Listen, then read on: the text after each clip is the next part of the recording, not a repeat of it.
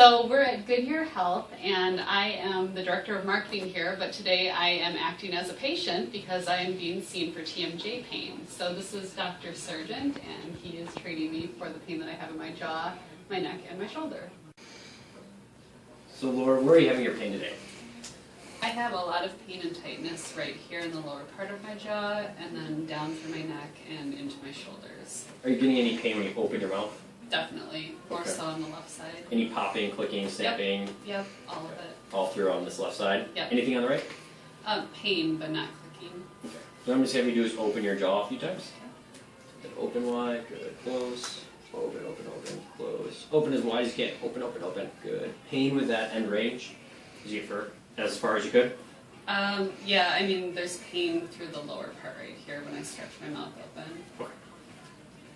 Alright, so what I'm going to do is I'm just going to palpate through the masseter, the temporalis, and the digastric. So basically we're looking through the muscles that open and close the mouth. Masseter and temporalis are big muscles of mastication, so we're just going to go through there. What we're kind of feeling for is any type of adhesions, tender spots, anything like that that could be causing some of the pain.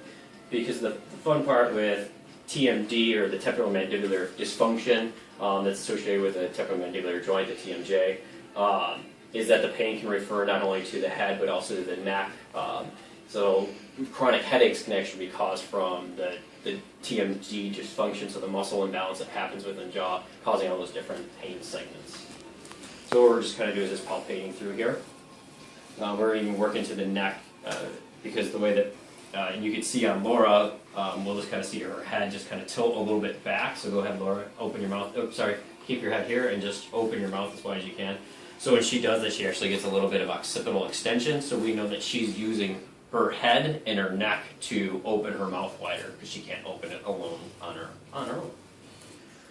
So now we've done all of our palpation, we're going to go through some treatment. What we're going to work on first with Laura, we're going to go through a little active release technique, which is a movement manual therapy technique. It helps re-educate the muscles and lengthen the tissue and help break down any adhesions that may be in the, within the tissues. So what we're going to start with is her suboccipital group.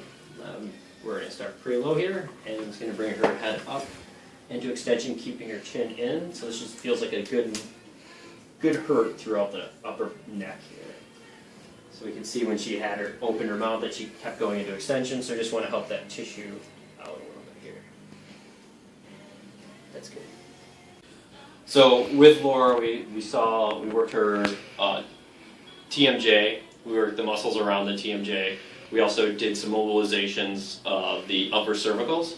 So one of the other things that we see chronically with this is upper back being stiff. And so when the upper back is really stiff, that means the neck has to work a little bit more, so those muscles have to be on a little more, and those tend to get stiff and achy. Even though this is where the pain is, the dysfunction is actually coming from the upper T-spine. So with Laura, for example, her T1, we're not getting a lot of movement through, a lot of extension through, even through her T4. So what we do first is we use the progression of forces. So we just want to start out with a high velocity, low amplitude maneuver, which is kind of like the stereotypical chiropractic cracking adjustment. So we're going to start with just some light mobilization. So we use a grading level from grade 1 to grade 5. So we just kind of work through those, and as long as she can tolerate each level, then we keep proceeding to the next level. So we're going to just start with a nice gradual rib mobilization for her first. So I'm just going to place one hand on her hip, and we're just going to kind of just roll through just a little bit, getting up into the upper T-spine.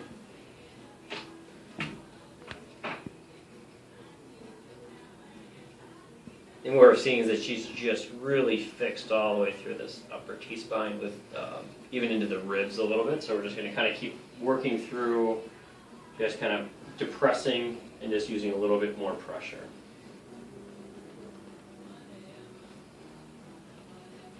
So these are some low velocity, low amplitude moves.